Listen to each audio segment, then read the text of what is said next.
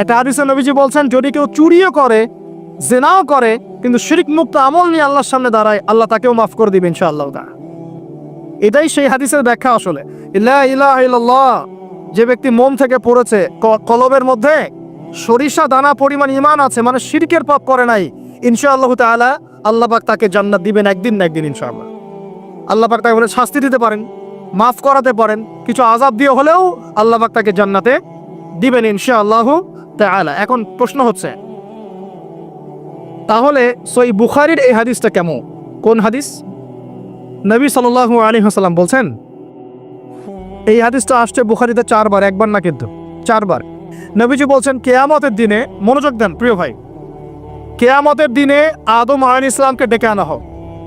ডেকে বলা হবে, তোমার সন্তান যারা আছে, আদম সন্তান, তাদের মধ্য থেকে তুমি জাহান্নামীদেরকে আলাদা করে ফেলো।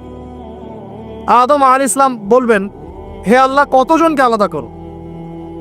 আল্লাহ পাক বলবেন, প্রতি 1000-এ 999 জনকে জাহান্নামের জন্য আলাদা করে দাও। নাউজুবিল্লাহ বলবেন, প্রতি 1000-এ 999 জনকে জাহান্নামের জন্য আলাদা করে দাও। সহিহ বুখারীতে 4 বার আসে, একবার না, 4 বার। এবার সাহাবীরা কিন্তু একটু বিচলিত হয়ে পড়লেন। তিনি বলেন, ইয়া রাসূলুল্লাহ, তাহলে কিভাবে হবে? নবী সাল্লাল্লাহু আলাইহি ওয়াসাল্লাম বলছেন, আশ্বস্ত হও, জান্নাতীদের কাতার হবে 120টা। কয়টা? 120টা। তার মধ্যে 80টা কাতার হবে আমার উম্মতে মুহাম্মাদের ইনশাআল্লাহ। এবং এই হাদিসটাও শোনালেন যে ব্যক্তি এই উম্মতের মধ্যে আল্লাহর সাথে শিরক না করে মারা যাবে, আল্লাহ পাক তাকে মাফ করে দেবেন ইনশাআল্লাহ। তাহলে প্রশ্ন,